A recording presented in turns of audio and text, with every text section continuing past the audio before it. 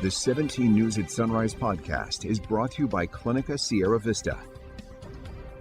Welcome back to the 17 News at Sunrise podcast, where we share your news on your schedule.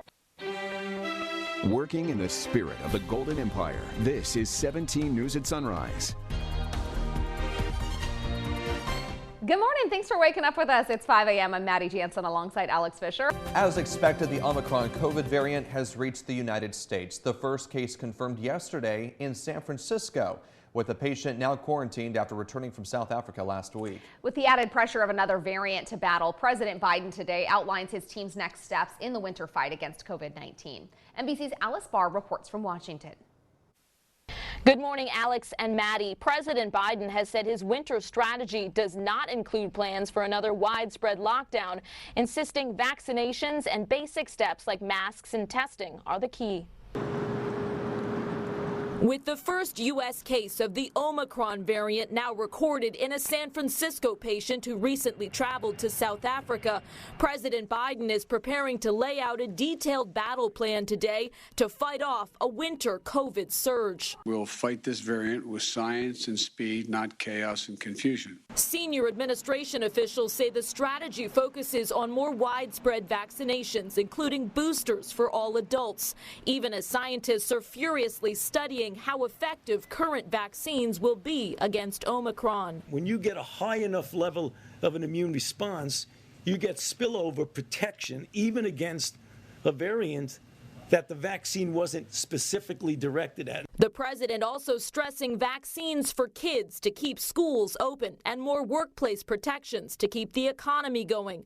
He wants to increase the supply of COVID treatment pills and expand free at-home testing by requiring insurance companies to cover the cost. And as scientists race to learn more about the Omicron variant. We don't know how infectious it is, although there is a strong likelihood that it is more infectious than Delta. We don't know how sick it will make people. The White House is also set to tighten international travel requirements, making everyone, including Americans arriving from foreign countries, test negative no more than 24 hours before flying to the U.S. And one piece of reassuring news, the CDC says that San Francisco patient who tested positive for Omicron is now improving after showing just mild symptoms. Officials say the person is fully vaccinated and that so far all close contacts have tested negative. In Washington, Alice Barr, 17 News. And here in Kern County, another 213 people have tested positive for COVID-19. Our overall trend continues to decline. No new deaths were reported yesterday. More than 1,800 people have lost their lives since the beginning of this pandemic. 144 people are in the hospital with more severe symptoms. 32 more are in the ICU. And now to your 17 homicide tracker. November was yet another deadly month in Kern, and it's starting to look more likely that we could surpass that previous record of homicides set last year. By our count so far this year, there have been 128 homicides. That's just 12 short of the record of 140 set last year. 8 of those killings occurred just last month. From the year as a whole, at least 86 were shootings. 11 stemmed from domestic violence situations, and 8 were officer-involved shootings. We're waiting to hear more from officials this morning after a crash left one person dead near Buttonwillow. CHP reports the crash happened just before 7 o'clock last night on Snow Road at Mayer Avenue, just south of 7 Standard Road. At least one person was killed, but no further information has been made available. 5:06 is your time now, and 17 News is your local election headquarters. Kern County Supervisor Leticia Perez yesterday announced her support of Louis Gill's candidacy in the race to unseat Bakersfield Congressman and House Minority Leader Kevin McCarthy. Gill is the former CEO of the Bethany Social Services Center, which runs the Bakersfield Homeless Center. He announced his candidacy for the 23rd District in October. In a statement, Perez wrote, "Gill has dedicated his life to serving the community in various ways and is a leader in every way." The community is mourning the loss of 4 students who were killed in a shooting Tuesday at a high school in Oxford. 6 other students and 1 teacher were also injured when a 15-year-old sophomore at the school opened fire. Jason Colthorpe has more on a prayer vigil that was held last night to honor those victims.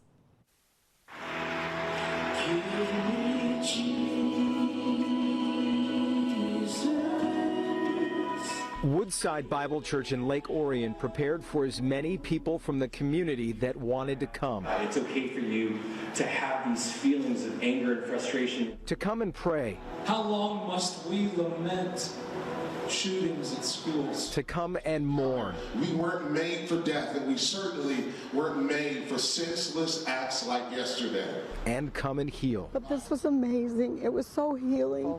It was a beautiful gathering of the community coming together and praying for the families. What made it so good is the amount of people that were here, the amount of kids, young folks. Prayers were asked for everyone involved in this tragedy, including the gunman and his family. What really got me is praying for the family and the guy that did the shooting.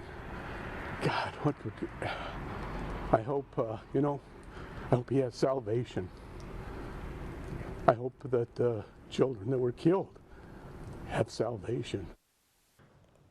And now and that was Jason Colthorpe reporting. The suspect in Tuesday's shooting has been identified as 15-year-old Ethan Crumblade. He's being charged as an adult on multiple counts, including first-degree murder and terrorism.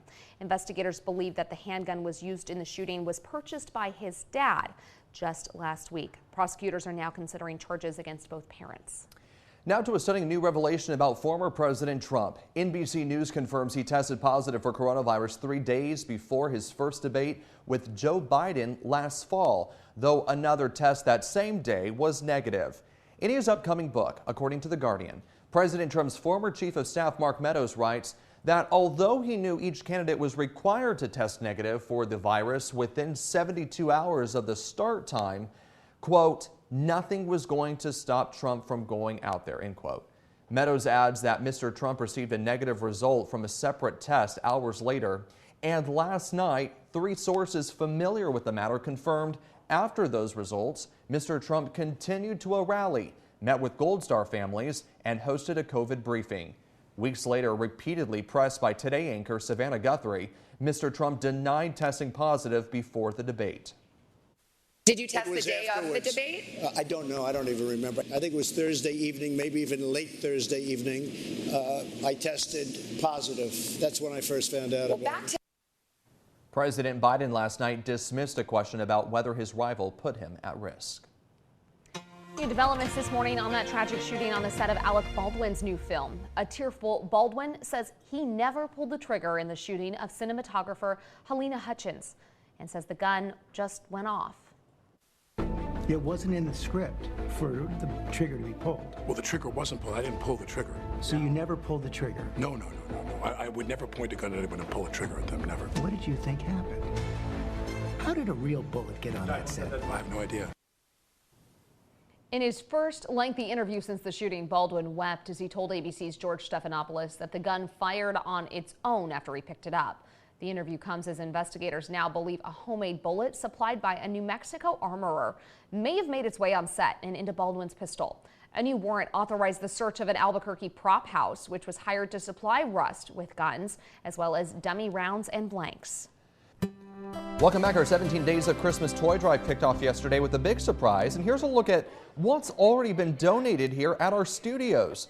The turnout, thanks in part to Bank of America employees who came together to drop off 200 brand new toys for local kids. And I would just encourage all across Kern County to donate right now, to give generously. There's so many people that are struggling, especially with the pandemic. It's just a great time to give. You can drop off toys for kids of all ages. That includes teenagers who sometimes get overlooked. It's going on through December 17th during regular business hours at the following locations. Here at our studios in downtown Bakersfield at 22nd and L Streets, the Bakersfield Homeless Center on East Truxton Avenue, and the Boys and Girls Clubs of Kern County on Niles Street. So please come on down and donate a toy if you can. There are a lot of kids who rely on this drive. And just a reminder that our coat and blanket drive for our homeless population is still underway. This is a look at our lobby where donations are starting to come in as well. You can donate new or gently used coats and blankets right here at 22nd and L Streets here in downtown Bakersfield at our studios. The drive is going on through December 22nd. KGET's annual Stuff the Bus event is happening tomorrow to help make Christmas a little merrier for our local seniors. It is from 5 a.m. to 7 p.m. outside of our studios at 22nd and L Streets.